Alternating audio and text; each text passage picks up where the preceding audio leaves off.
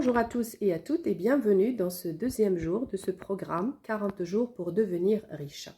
Avant d'accéder au programme de ce jour, permettez-moi de partager avec vous cette sagesse ou ces paroles de Neil deGrasse Tyson qui a dit, en fait, la science ou la connaissance travaille ou agit dans la limite entre la connaissance et l'ignorance. Nous, on n'a pas peur de reconnaître ce que nous ne savons pas et ce que nous ne connaissons pas. Il n'y a pas de honte à ça.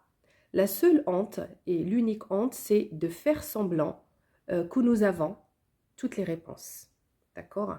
Alors, je vous dis ça parce que par rapport à l'exercice d'hier, il y a eu 3 types de personnes, 3 types de réponses. Il y en a qui ont été surpris par le nombre de pages qu'ils ont réussi à écrire. D'autres personnes, ils ont ressenti des sentiments très négatifs, ils ont ressenti de l'angoisse, de la tristesse. Et d'autres personnes, ils ont fait semblant que tout allait bien, d'accord, et qu'ils n'ont rien à écrire, pas d'histoire avec l'argent. Et c'est ça le pire de ces personnes. C'est pour cette raison que j'ai commencé ce deuxième jour par cette belle sagesse de Neil deGrasse. Ensuite, ce que j'ai à vous dire aujourd'hui, avant de commencer l'exercice, c'est que ce qui influence l'être humain sont 3 choses. D'abord, les pensées et les idées, ensuite les sentiments et après les fréquences ou les vibrations.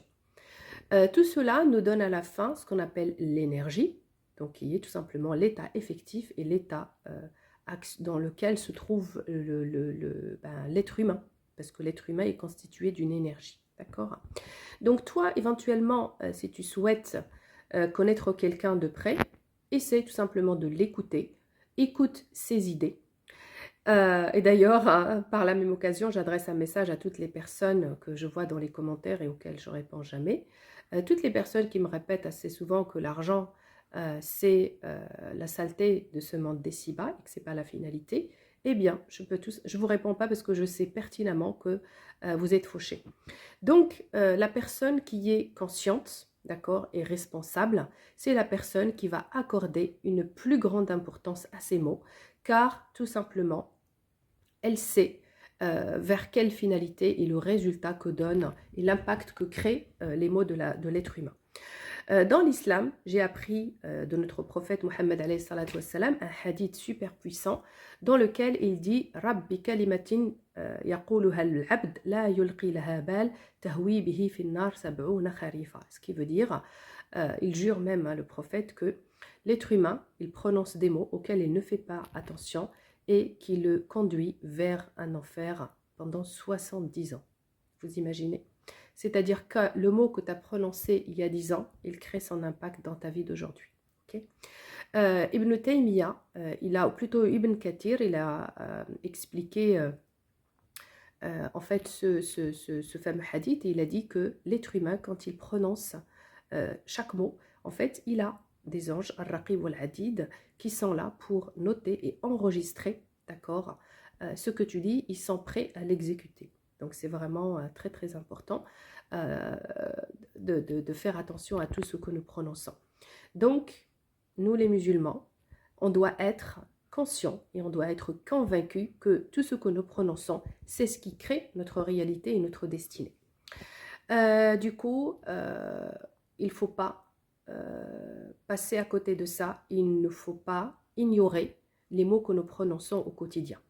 L'exercice du coup que tu auras à faire aujourd'hui, c'est de t'asseoir dans un endroit calme, tranquillement, et je veux que tu notes tout ce que tu prononces au sujet de l'argent. Tous les mots, tous les exemples, toutes les blagues et les conneries que tu prononces au quotidien au sujet de l'argent. Et je veux que tu mets en tête aujourd'hui, ou tu notes comme objectif pendant la semaine, d'accord, de te surveiller à chaque fois que tu prononces le mot argent. Regarde la phrase qui va avec et je veux que tu notes tout ça. Fais ça aujourd'hui, entraîne-toi à relever tous les mots et pour terminer, pour clôturer ce chapitre, je veux que tu te rappelles de ce fameux écrivain qui s'appelle, je crois, Masaru Emoto. c'est un japonais je crois. Il a émis une hypothèse qui a d'ailleurs suscité la réaction des savants, des scientifiques du monde entier. En fait, il prétend, et c'est pas qu'il prétend, c'est une réalité, moi je l'ai déjà testé avec une plante. Prenez une plante chez vous qui fait la tête, une plante voilà, qui est en fin de vie. Essayez de lui donner de l'eau, d'accord? Et tous les jours, vous lui dites que c'est une belle plante, vous lui adressez des mots positifs, des mots d'encouragement et des compliments, et vous verrez comment la plante va réagir. Et en fait, ce fameux écrivain, il dit que en fonction, donc en fait, si on prend quelques gouttes d'eau, avant de les congeler, on va leur dire des choses positives ou des idées positives. Et en fait, il a fait l'expérience sur deux verres d'eau différents. Sur l'eau sur laquelle, ou plutôt l'eau sur laquelle on aura prononcé des mots positifs, les cristaux de l'eau, elles vont être belles, dans une jolie forme. Et au contraire, l'eau sur laquelle on a prononcé des mots de découragement, des mots négatifs, eh bien, les cristaux, ils vont être moches et très très vilaines. Faites l'expérience sur n'importe quoi qui est chez vous, d'accord, pendant une semaine ou pendant un mois. Vous prononcez des mots positifs ou négatifs sur la même chose et vous allez remarquer comment elles vont réagir ces choses-là. Donc vous allez vraiment être surpris du pouvoir des mots et du pouvoir des idées que vous avez et comment elles peuvent influencer les objets autour de vous. Et de la même manière, eh bien, sachez que vos mots, ils influencent votre destinée. Ce sera tout pour aujourd'hui. Je vous dis à demain.